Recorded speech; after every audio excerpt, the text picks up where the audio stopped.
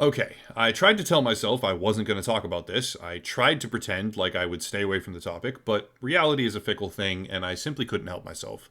This is the part where I prove myself to a degree. Lord of the Rings has been a pretty big part of my life since I was about 10 years old.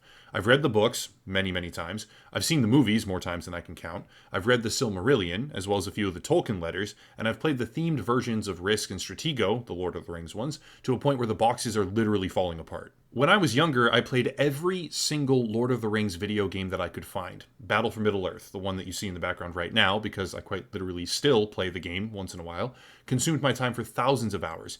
Battle for Middle-earth 2, the sequel, the Rise of the Witch King expansion, and even obscure turn-based games for the PlayStation 2 just because they were set in that universe. I've spent more time than I could ever possibly measure engaging with this fantasy world, up to and including a long history with the Lord of the Rings Online, where I would spend every minute I could playing PvP in the Etten Moors, mostly Creepside, but also Freeps after I finally maxed out a captain, and eventually a burglar, a guardian, and a warden.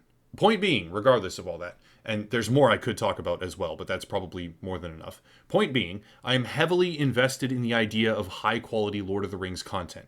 Video game, movie, book, TV show, board game, I don't care, I'm all for it. But this new Amazon TV show, it's really hard to like. I can't really show clips of it because of copyright, nor do I even think it's necessary. People who want to watch it will watch it, but this show is hollow and awkwardly written. This show is a billion-dollar disaster in my mind that does very little to satisfy the desire for high-quality Lord of the Rings content and succeeds in almost nothing other than grand visuals. It's a mile wide and an inch deep, with tired, recycled plot lines all across that surface area that have utterly failed, so far, to demand any sort of attention or investment. All the money in the world cannot buy inspiration. This show is not based on the actual Lord of the Rings universe, by the way. It is based on the commercialized shell of that world. Amazon doesn't actually have the rights to the Silmarillion, meaning that they don't have the legal ability to produce something true to Tolkien's lore, and instead they are crafting some twisted, augmented version of his work, with all the creativity of a half-blind painter, and all the finesse of a tone-deaf conductor. To start with, a note of pure positivity. This is a billion-dollar show, or thereabouts, and that much is obvious. The special effects at play here are visually stunning. The set pieces are grand and impressive, with a visual component that is undeniably high quality. But there are some things you can't buy. The Rings of Power can buy an army of visual effects partners, but it clearly couldn't buy a proper script. It can buy the most impressive backdrop technology you've ever seen, but it can't buy common sense. And I am fully aware that this will likely cause a fierce amount of debate in the comment section, but this TV show, despite being, the most expensive single season run of any program in history, is rather unenjoyable despite occupying a space that has been one of my greatest passions since I was a child. How could this possibly be? Well, let's get into it. I do intend to discuss the first two episodes kind of in full with spoilers, keep that in mind, but what is there to really spoil if you simply don't care about what's happening? And for me, that's exactly what's going on. In essence, there are too many plot lines here. You have an elf-human romance curve with a soldier, an elven soldier, appearing to fall for a human healer, but that's just recycling elements of what we have already seen in the past, only worse. This isn't Arwen and Aragorn, it's who the fuck remembers an human lady. What's worse, if you have this odd interaction where the relationship is almost preemptively shunned, because elf-human relationships end in death or catastrophe or something to that effect, which would be a plausible explanation in a completely isolated vacuum, but Elrond is half-human. His parents are half-human. We know from extensive existing lore that Aragorn and Arwen are perfectly fine in their relationship, and the only real concern is that mortality would inevitably become a source of emotional pain for the one who's immortal. The entire romance aspect of these new characters feels awkward and pointless. A random elf soldier and a random human healer with an odd attempt at making you think that it's forbidden and taboo, while the show appears to try and build on what already exists. But why build with something so similar, yet so comparatively benign? To me, it's just rather boring. Branching off of this plot line is a sort of lingering danger thread. These two characters, Arondir and Bronwyn, I think, the elf and the human, become wrapped up in a resurgence of evil, but that resurgence is plagued by script issues and problems of continuity. You see, Galadriel, one of the more famous characters in the show, arguably one of the main characters as well, along with Elrond, whom we do know from the Peter Jackson films and the Tolkien books, is on a desperate, never-ending quest to stamp out Sauron for good. Sauron killed her brother, she can sense that he is still alive, and she is pursuing him to the ends of the earth. Classic revenge plot. Okay, cool. She is completely obsessed with it to a point of alienating nearly everyone around her, contrary to the popular wisdom-based image of her that existed before this show, which is, again, rather bland. But it falls apart pretty badly when we realize that the King of the Elves is basically ending her mission, sending her home, and yet he knows that she is right and thinks that if there is fire, wind can spread the fire. So they should just literally ignore the rising evil and wait for it to get stronger. The entire thing is broken and disjointed. Galadriel is singularly obsessed with killing Sauron. She is hunting far and wide. The king says, "Look, you can't find him. Your mission is over. We can finally relax because we won. Everything's good. The whole kingdom is safe." And then 5 minutes later is tossing out idiotic metaphors of wind and fire because he knows she was right and is deliberately not handling the problem, even though the elves at this stage could easily handle the problem. What is the point of this? I have no idea, but it's there. Yet another plotline is Meteor Man. Some people think it's Sauron, probably not. Some people think it's Gandalf, also probably not. And others think it's an unnamed or new character of the Istari, but effectively it's a magical being who gets found by a couple of Harfoots. The Harfoot plotline is okay, but more than anything else, it's a drain on screen time. The Harfoots are interesting for all of 5 minutes, and then they're just there. They don't really do anything, and it's pretty clear that aside from a couple of them facilitating something to do with this new mysterious figure, they will simply exist in a way in order to fill screen time. That can be fine, I guess, but again, it just doesn't seem compelling. Moving back to Galadriel, we get another series of continuity and writing issues that maybe some people will think is dramatic or interesting. That's really my only guess, but I actually can't stop thinking about how obnoxious they were, because Galadriel, as she crosses the ocean to the Undying Lands, decides, no, I'm not going to go home, even though the king basically told me to. I'm going to swim across the entire swim across the entire ocean at the last possible second. Now, let's understand here that the Undying Lands are not some new premise that the showrunners made up. The Undying Lands are not close to Middle-earth during, and most importantly, after the war with Morgoth, and yet they landed on Galadriel jumping out of an elven ship and swimming across the entire ocean back to Middle-earth. I'm sure they have a reason why she needs to go on that journey, such as meeting another character, which she does, but there had to have been a smarter way to do this. Yet another plotline is Celebrimbor, the smith who forges the rings, working with Elrond in order to, go figure, forge the rings. Or, actually, we don't know that per se, but Celebrimbor is going to forge something, and he's famous for a set of things that are the same things as the name of the TV show or the program, whatever. So, yeah, pretty self-explanatory. It's effectively a series of plot lines that will become connected through the common rise of evil and or the rings or the mystic man from the heavens who fell to Earth as a meteor. One or all three of these themes will connect things and spur development, but when the story is supported by almost comedic writing, it's hard to take it seriously. Here's an example. In the early stages of the first episode, Galadriel is told by her brother, or she's asked by her brother, why does a rock sink and a ship float? Well, according to him, a rock sinks because it looks down into the dark water. And while this might sound deep and thoughtful to some people, it's really just pretentious and annoying.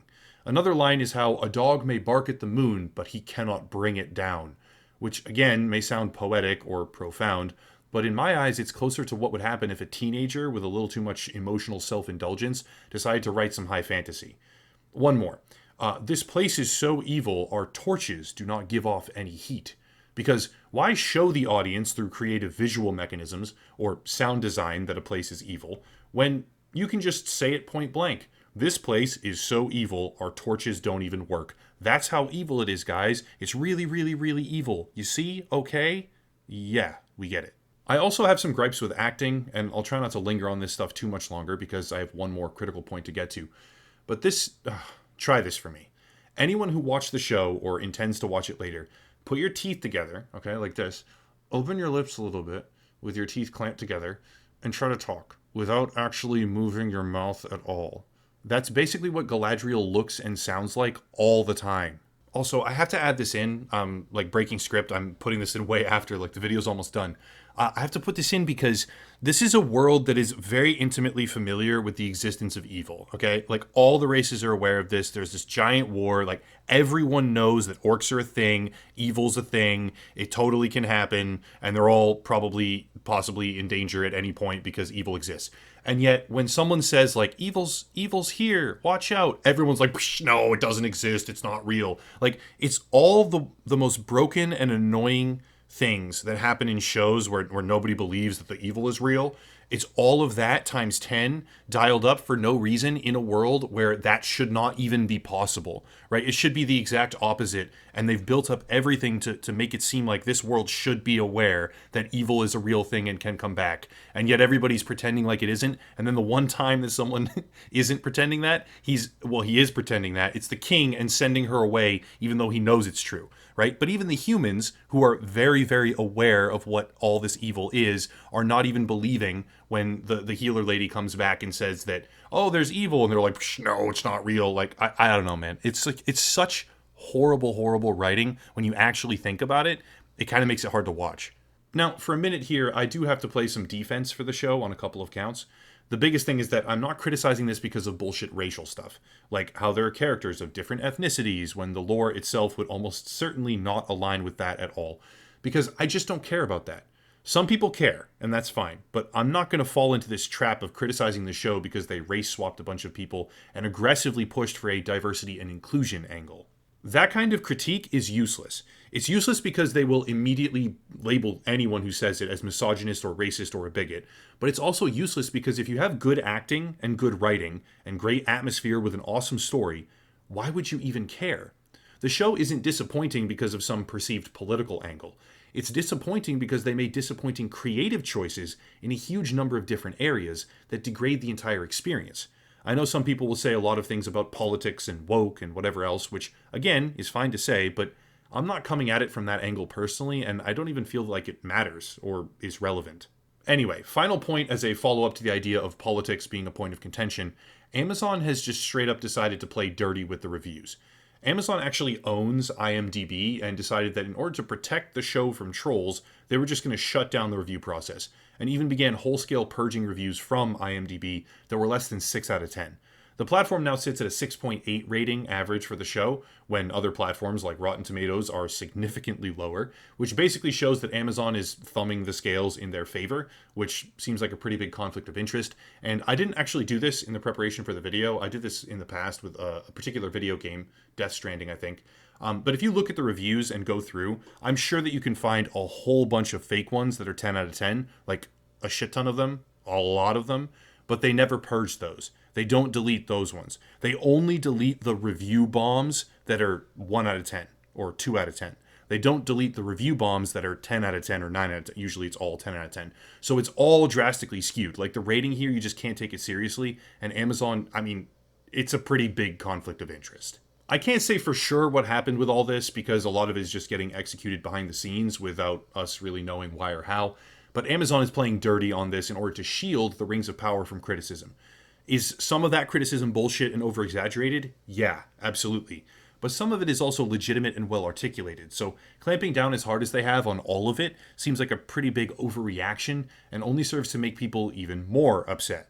Bottom line, The Rings of Power is wholly disappointing when we think of it as a billion-dollar program that is meant to carry the mantle of Tolkien and push forward the universe of Lord of the Rings.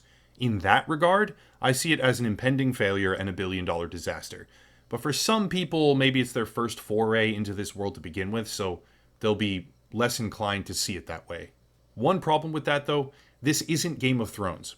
Everyone is out there comparing the two right now, especially because House of the Dragon is coming out in tandem with this, so they're kind of directly competing, but they can't really be compared. Game of Thrones was an unfinished, more obscure book series that turned into a show, and that show ended badly, and there's like another spin-off happening now, House of the Dragon, but I would wager a majority of viewers were along for the raw experience of what the showrunners crafted in that particular case, not what A Song of Ice and Fire actually was. That's not the case for Lord of the Rings. This show is meant to appeal to a massive existing audience who has mostly, nearly all, seen the movies, which are amazing. Mostly read the books, which are very well crafted, and many of whom have digested other media in the universe as well, who are now looking for something to scratch their fantasy itch for, again, an existing universe that is well established. The bar is higher. The source material is more important here than in other fantasy adaptations, and yet the show appears to be setting itself up for some serious controversy as it debuts in a way that feels more like large collection of halfway versed LARPers than an actual true to form billion-dollar production. All in all, I'm severely disappointed thus far, and would caution everyone to go in with tempered expectations and very, very low standards. Amazon might be Amazon, but that doesn't make them infallible. That's it. If you want support, there's links down below, but I'll cut it there and stop rambling. As always, thank you all for watching, and have a nice night.